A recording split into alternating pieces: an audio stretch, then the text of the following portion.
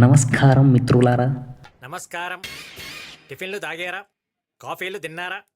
Welcome to Telugu cine avatar fire and ash cinema review.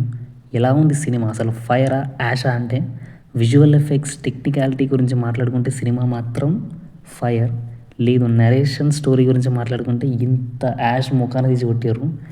ఒక్క ముక్కల review గురించి చెప్పాలి అంటే విజువల్ ఎఫెక్ట్స్ మీద పెట్టిన శ్రద్ధ నరేషన్ మీద పెట్టుంటే బాగుండేది. ఫస్ట్ అయితే మనం గుడ్ పాయింట్స్ గురించి మాట్లాడుకుందాం. ఎప్పట్లానే ఫస్ట్ వచ్చేసి వరల్డ్ బిల్డింగ్. యాష్ వరల్డ్ ఏదైతే చూపించారో కొంచెం టైం తీసుకుంటారు, ఎందుకంటే కొత్తగా క్రియేట్ చేస్తారు అనుకున్నా. బట్ కంపేరింగ్ టు సెకండ్ దానికి థర్డ్ అయితే ఫాస్ట్ అయిపోయింది అండ్ ఈజీగా కనెక్ట్ అయ్యేటట్టు కూడా చేసారు, ల్యాగ్ లేకుండా.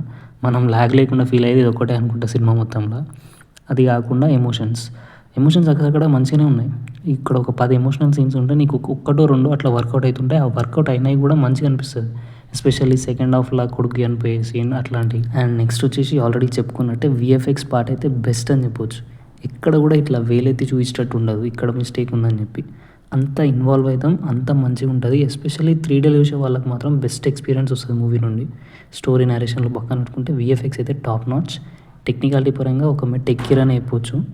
అండ్ ఇంకో బెస్ట్ పార్ట్ చెప్పాలంటే లాస్ట్ 40-50 మినిట్స్ ఒక వార్ సీక్వెన్స్ ఉంటుంది. మనకు 3 పార్ట్స్లో చూసుకుంటే ఫస్ట్, సెకండ్, థర్డ్లో అన్నిట్లో ఫస్ట్ నుంచి కొంచెం వరల్డ్ బిల్డింగ్ ఉంటుంది, దాని తర్వాత స్టోరీ చెప్తుంటారు. నెక్స్ట్ అది వార్కి లీడ్ చేస్తుంటుంది, తర్వాత ఒక వార్ ఉంటుంది. ఫస్ట్ పార్ట్ వార్ అయితే ఎక్సలెంట్ ఉంటుంది. సెకండ్ పార్ట్ వార్ చాలా బోరింగ్ అనిపించింది నాకైతే. థర్డ్ పార్ట్లో అంత బోరింగ్ లేదు, మంచిగా ఉంది. అండ్ కొన్ని మెస్మరైజింగ్ సీన్స్ కూడా ఉంటాయి. ఎస్పెషల్లీ జేక్ సల్లీ వాళ్ళ వైఫ్ వచ్చి వాడిని కాపాడడం లాంటివి.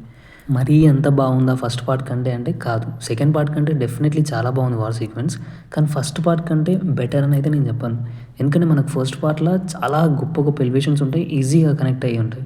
ఫర్ ఎగ్జాంపుల్ హీరోగాడు వచ్చి టొరుక్ మ్యాక్తో మీద రావడం, టొరుక్ మ్యాక్తో డ్రాగన్ గురించి ఆల్రెడీ హీరోయిన్ వానికి ఎక్స్ప్లెయిన్ చేస్తుంది వార్ సీక్వెన్స్ కంటే ముందే. ఇది మా ముత్తాతలది, దీని స్టోరీ ఇది అది అని చెప్పి. సడన్గా వాడు టొరుక్ మ్యాక్తో మీద వచ్చి రైడ్ చేసుకుంటా వార్కి వచ్చేసరికి ఎక్సలెంట్ ఫీల్ వస్తుంది, మనకి గూస్ బంప్స్ వస్తుంటాయి. అలాంటి సీన్స్ అయితే లేవు. ఇప్పుడు బొక్కల విషయానికి వస్తే గలీజ్గా ల్యాగ్ ఉంది. గంటలు మాట్లాడుతూనే ఉంటారు. కాన్వర్సేషన్స్ చాలా లెంతీ అనిపిస్తాయి, అనవసరమైన కాన్వర్సేషన్స్ అవి కూడా. ఫర్ ఎగ్జాంపుల్ 2 నిమిషాల్లో చెప్పాల్సింది 20 నిమిషాలు మాట్లాడుతూనే ఉంటారు.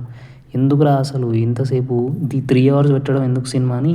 ఇవన్నీ కట్ చేసుకుంటే 1.5-2 అవర్స్లోనే అయిపోతుంది ఆ సినిమా అనిపిస్తుంది. అండ్ ఇంకోటి నాకు అస్సలు నచ్చింది ఏంటంటే ఈ మూవీస్లలో, ఎస్పెషల్లీ తెలుగు డబ్బింగ్ అనుకుంటా, ఈ ఇంగ్లీష్లో బాగానే ఉంటుంది, మళ్ళీ వేరే డబ్బింగ్స్లలో ఎట్లుంటుందో నాకు తెలియదు. బట్ ఈ జెన్జీ లాంగ్వేజ్, ఈ మీమ్స్లలో బాగా హిట్ అయిన వైరల్ అయిన మీమ్స్ అవుతున్నాయో అట్లాంటివి ఈ సినిమాలలో వాడుతుంటారు. ఆల్రెడీ నువ్వు ఒక వరల్డ్లోకి తీసుకెళ్దామని సినిమా తీసినప్పుడు అక్కడ కూర్చోబెట్టినావు, మంచిగానే తీసుకెళ్ళినావు. ఇప్పుడు మీమ్ లాంగ్వేజ్ వాడడం వల్ల నవ్వుతారు బట్ మంచిగానే ఉంటుంది, ఫన్నీ ఉంటుంది. కాకపోతే ఆ వరల్డ్ నుంచి బయటకు వచ్చేస్తాం మనం.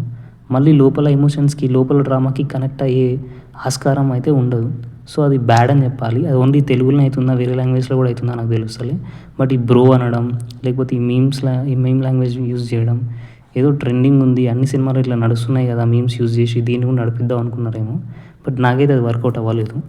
ఎనీవేస్, ఇంకా మాట్లాడితే మళ్ళీ స్టోరీ లీక్ చేసినట్టు ఉంటుంది, స్పాయిలర్స్ లాగా ఉంటుంది. సో ఇప్పటికైతే ఇదే రివ్యూ గైస్. నచ్చితే లైక్స్, షేర్, సబ్స్క్రైబ్ చేసుకోండి. And stay tuned. మళ్ళీ వచ్చే వీడియోలో కలుద్దాం. By, take care.